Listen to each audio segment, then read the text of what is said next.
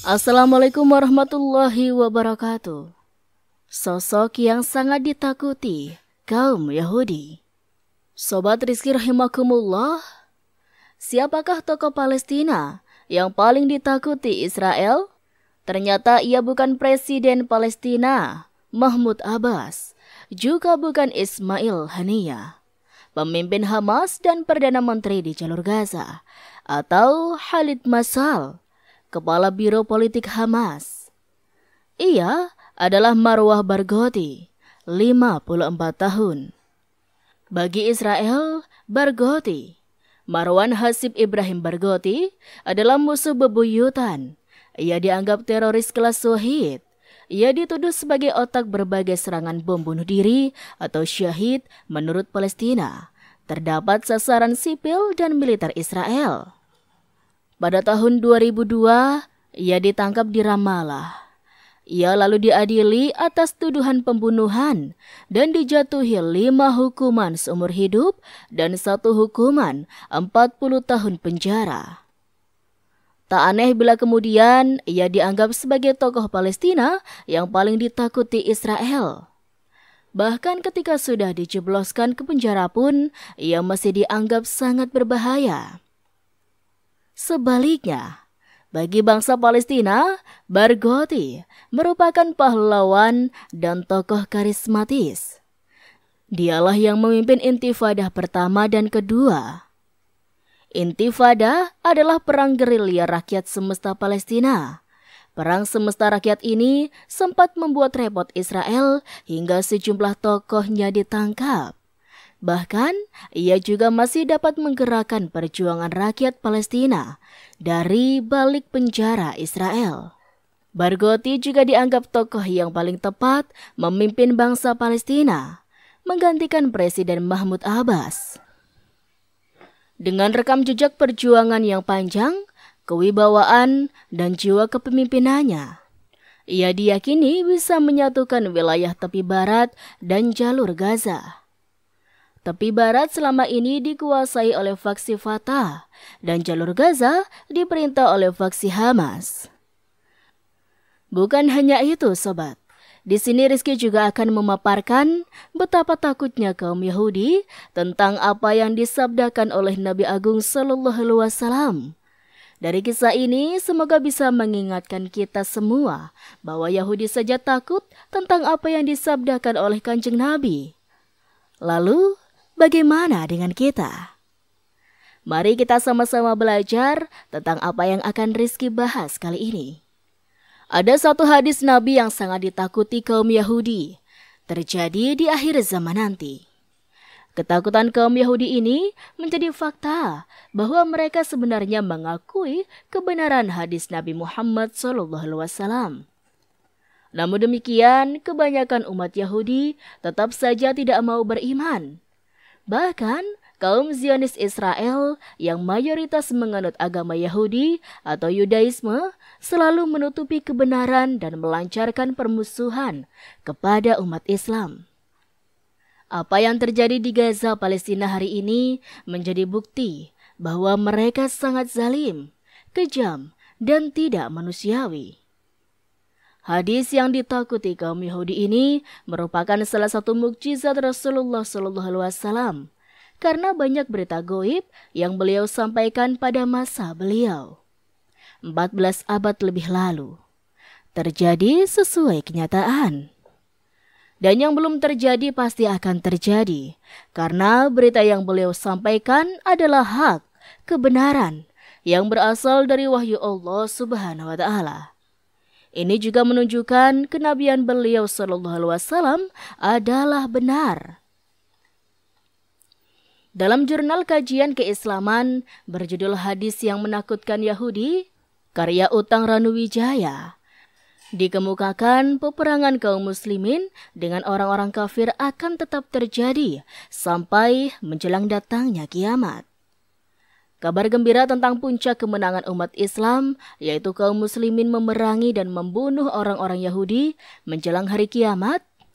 Adapun waktunya, yaitu saat kemunculan Dajjal dan turunnya Nabi Isa alaihissalam, Isa bin Maryam. Rasulullah Shallallahu Alaihi Wasallam mengabarkan dalam nubuwahnya, pasukan Yahudi di akhir zaman nanti berada di bawah komando Dajjal. Sedangkan kaum muslimin bersama Nabi Isa alaihissalam hingga Dajjal berhasil dibunuh oleh Nabi Isa alaihissalam di kota Lot, Palestina atau Syam, atau sekarang diakui Israel. Perang saat itu bukan seperti perang sekarang yang mengandalkan alutsista canggih, pesawat tempur, rudal balistik, dan peralatan elektronik lainnya. Akan tetapi perang kala itu seperti di masa kenabian yang mengandalkan pedang, tombak, kuda, dan kekuatan pasukan. Berikut fakta akhir nasib kaum Yahudi yang akan terjadi di akhir zaman. Hadis ini menjadi kabar paling ditakuti seluruh kaum Yahudi yang bertebaran di dunia. Hadis yang dimaksud diriwayatkan dari Abu Hurairah. Rasulullah Shallallahu Alaihi Wasallam bersabda, "Kiamat tidak akan terjadi sehingga kaum muslimin memerangi Yahudi. Lalu kaum muslimin akan membunuh mereka, sampai-sampai setiap orang Yahudi bersembunyi di balik batu dan pohon. Tetapi batu dan pohon itu berkata, 'Wahai Muslim, wahai hamba Allah, ini ada orang Yahudi di belakangku. Kemarilah dan bunuhlah dia. Kecuali pohon Garkot, karena ia adalah pohon Yahudi.'" Hadis riwayat Al-Bukhari dan Muslim. Pohon apakah Garkot itu? Umumnya orang merujuk pada dua tanaman berduri yang hidup di padang pasir. Ada yang menyebut Garkot adalah tanaman yang dalam bahasa Arab disebut Ausaj. Para ilmuwan menyebut spesies ini sebagai Lycium sawi. Pohon ini kerap pula disebut dengan istilah boxhorn. Menurut laman milik The Hebrew University of Jerusalem, istilah lainnya adalah Lycium arabicum bois atau Arabian boxthorn. Tanaman ini masuk kategori semak belukar yang tingginya 1 hingga 4 meter. Perdana Menteri Israel Benjamin Netanyahu beberapa kali menanam pohon yang kemudian ramai diberitakan sebagai pohon Garkot.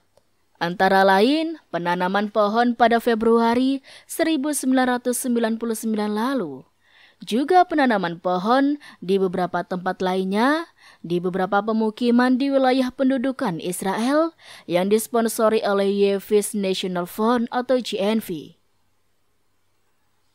Mengapa Israel menanam boxthorn atau Garkot lebih daripada pohon-pohon lainnya? Apakah ada alasan spesifik?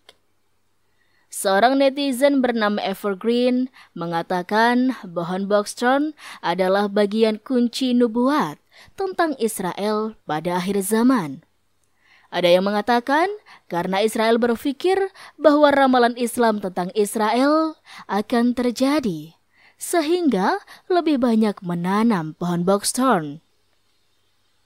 Faktanya, Israel memang gencar melakukan penghijauan di sana. Bahkan upaya penanaman pohon Garkot ini dilakukan sebelum berdirinya negara Israel pada tahun 1948. GNF merupakan salah satu organisasi yang gencar melakukan penanaman itu.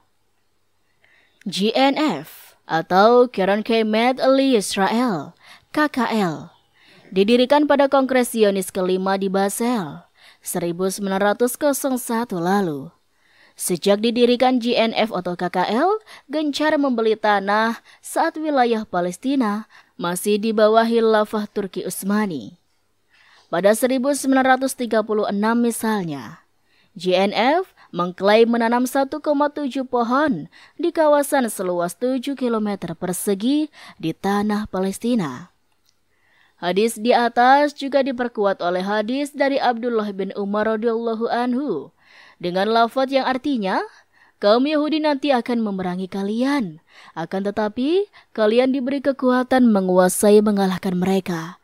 Kemudian sampai batu pun berkata, "Wahai Muslim, ada orang Yahudi di belakangku, bunuhlah dia." Hadis riwayat Muslim, At-Tirmizi, Ahmad. Dalam hadis di atas disebutkan bahwa batu dan pepohonan yang merupakan benda mati kelak akan berbicara atas izin Allah Subhanahu wa Ta'ala. Al-Hafiz Ibnu Hajar berkata, dalam hadis ini terdapat berita adanya tanda-tanda menjelang datangnya hari kiamat. Di antaranya berbicaranya benda-benda mati seperti pohon dan batu. Dan berdasarkan lahirnya adalah berbicara secara hakiki, meskipun ada kemungkinan adanya makna kiasan. Maksudnya bersembunyi di balik benda-benda tersebut tidak bermanfaat bagi mereka, Yahudi. Tetapi makna yang pertama secara lahiriah adalah lebih utama.